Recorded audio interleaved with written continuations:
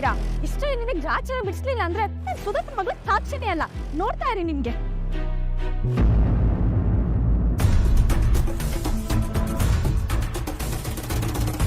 ಸಾಕ್ಷಿ,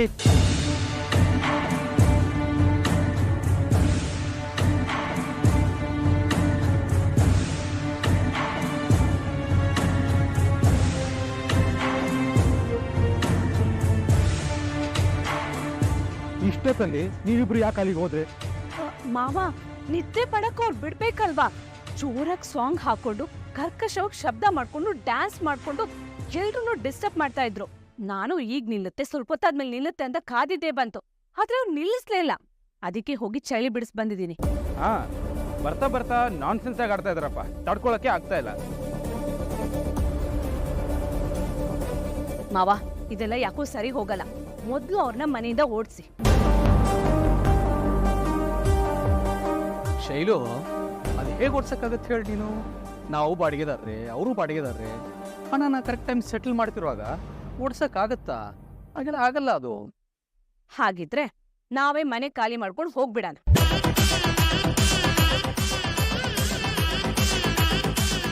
ಹೌದು ಶೈಲು, ನೀನೇನು ಆರಾಮಾಗಿ ಹೇಳ್ಬಿಡ್ತೀಯ ಖಾಲಿ ಮಾಡೋಣ ಅಂತ. ಆದ್ರೆ ಖಾಲಿ ಮಾಡೋದು ಅಷ್ಟು ಸುಲಭನಾ? ಹೌದು ಅತ್ತೆ, ಈಗ ಮನೆ ಸಿಗೋದು ತುಂಬಾ ಕಷ್ಟ ಆಗಿದೆಯಂತೆ. ನಮ್ಮ ಮನೆಯವರೇ ಹೇಳ್ತಾ ಇದ್ರು. ಬಸ್ಸು, ಅಕಸ್ಮಾತ್ ಹಾಗೂ ಹೀಗೂ ಮನೆ ಸಿಕ್ಕರು ಬಾಡಿಗೆ ಏನು ಕಡಿಮೆ ಇರುತ್ತಾ? ಇದೇನೋ ಅಪ್ಪನ ಅಭಿಮಾನಿ ಶಿಷ್ಯನ ಮನೆ, ಕೊಟ್ಟಷ್ಟು ತಗೋತಿದಾರ ಪಾಪ. ಬೇರೆ ಕಡೆ ಹುಡ್ಕೋದಾದ್ರೆ ತುಂಬಾನೇ ಕಷ್ಟ. ವೆಂಕಿ, ನೀನ್ ರಿಯಲ್ ಎಸ್ಟೇಟ್ ಅಲ್ಲಿ ಇರೋದಲ್ಲಪ್ಪ, ನಿಂಗೆ ಇದ್ರ ಬಗ್ಗೆ ಮಾಹಿತಿ ಇರುತ್ತೆ, ಲೆಕ್ಕಾಚಾರ ಗೊತ್ತಿರುತ್ತಲ್ಲ. ಹೌದಣ್ಣ, ಮನೆ ಬಾಡಿಗೆ ಗಗನಕ್ಕೇರಿದೆ. ಮನೆ ಬಾಡಿಗೆ ಕೇಳಕ್ ಹೋದ್ರೆ 10,000 20,000 ಹೇಳ್ದೆ ಮನೆನೇ ಕೊಡಲ್ಲ ಅಂತಾರೆ. ಹೌದೇನ್ರಿ? ಹೌದು, ಶೈಲು ಹೇಳ್ತಿರೋದು ಕರೆಕ್ಟ್ ಆಗೇ ಇದೆ. ನಾವ್ ಯಾಕ್ರಿ ಅವ್ರ ಹಾವಳಿನ ತಡ್ಕೋಬೇಕು? ನಮ್ಗೇನು ಈ ಹಣೆ ಬರ ಅಲ್ವಾ?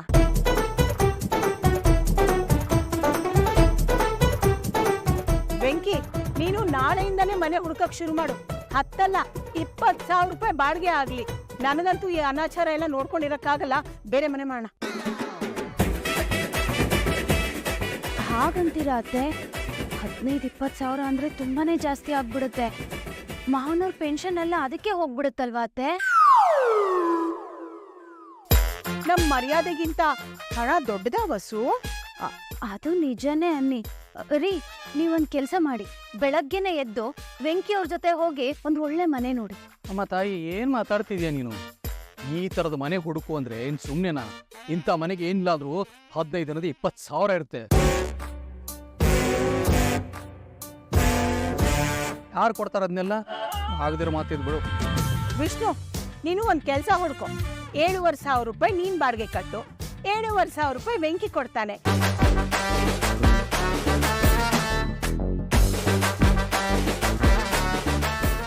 ಖರ್ಚೆಲ್ಲ ಅಪ್ಪ ನೋಡ್ಕೋತಾರೆ.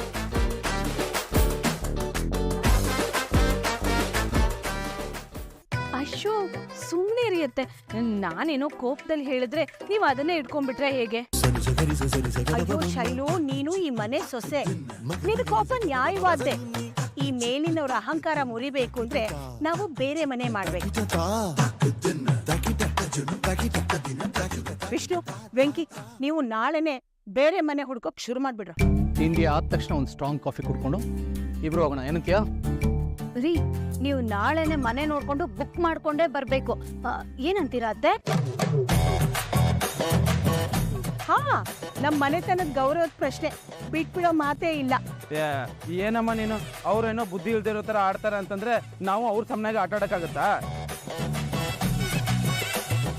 ಆಮೇಲೆ ನಮಗೂ ಅವ್ರಿಗೂ ಏನ್ ವ್ಯತ್ಯಾಸ ಇರುತ್ತೆ? ಇಷ್ಟು ದೊಡ್ಡ ಮನೆ ಇಷ್ಟು ಕಡಿಮೆ ಬಾಡಿಗೆಗೆ ಎಲ್ಲಿ ಸಿಗತ್ತಮ್ಮ? ಸಿಗಲ್ಲ.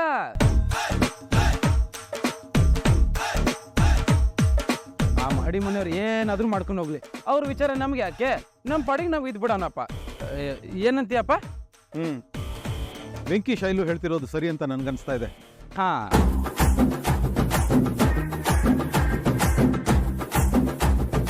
ಸುಮ್ಮನೆ ಯಾಕೆ ಬಾಡಿಗೆ ಎಣಿಸ್ಬೇಕು? ಅಷ್ಟೇ ದುಡ್ಡಲ್ಲಿ ಸ್ವಲ್ಪ ದಿನಸಿ ಬಂದ್ಬಿಡುತ್ತಲ್ಲ. ಅವ್ರ ಮೇಲಿನ ಜಿದ್ದಿಗೆ ನಾವ್ಯಾಕೆ ಕಳ್ಕೋಬೇಕು?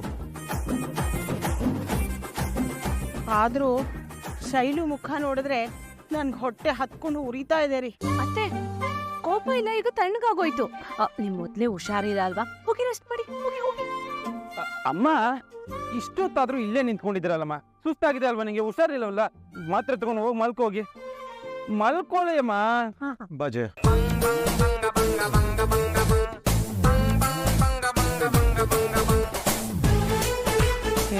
ನೀವು ನಿಲ್ಲದಿರು ಮನೆ ಏನಿಂದ ಕಟ್ಟಿದ್ರು ಅಂತಾರಲ್ಲ, ಹಂಗಿದಂತಾರ ಕತೆ. ಹೋಗಿ ಬಿಡಿ ಬಸ್ಸು. ನಾಳೆ ಬೆಳಗ್ಗೆ ನನಗೆ ಅರ್ಜೆಂಟಾಗಿ ಇಲ್ಲೂ ಹೊರಗಡೆ ಹೋಗ್ಬೇಕು. ಬಾ ರೆಸ್ಟ್ ಮಾಡೋಣ. ನೀವು ಮಲಗ್ರಪ್ಪ. ಬಾಯಿ ಕೊಟ್ಟು ಬರೆ ಎಳಿಸ್ಕೊಳ್ಳೋದು ಅಂತಂದ್ರೆ ಇದಕ್ಕೆ ಅಂತಾರೆ. ಏನಾದರೂ ಮಾತಾಡಬೇಕಾದ್ರೆ ಒಂದ್ಸರಿ ಯೋಚನೆ ಮಾಡ್ಬಿಟ್ಟು ಮಾತಾಡಬೇಕು ಅನ್ನೋದ್ರ ಬಗ್ಗೆ ಗಮನ ಇರಬೇಕು. ಇಲ್ಲ ಅಂತಂದ್ರೆ ಹೀಗಾಗತ್ತೆ. ಮುಂದೆ ಹೀಗ್ ಮಾಡಲ್ಲ. ಅಲ್ಲ ರೀ, ಅವ್ರಿಗೆ ತಿಂಗಳಿಗೆ 7,500 ಕೊಟ್ರೆ ನಮ್ ಕನ್ಸಿನ ಮನೆ ಗತಿ ಏನು ಅಲ್ವಾ? ಈಗ ನಡಿ ಹೋಗೋಣ.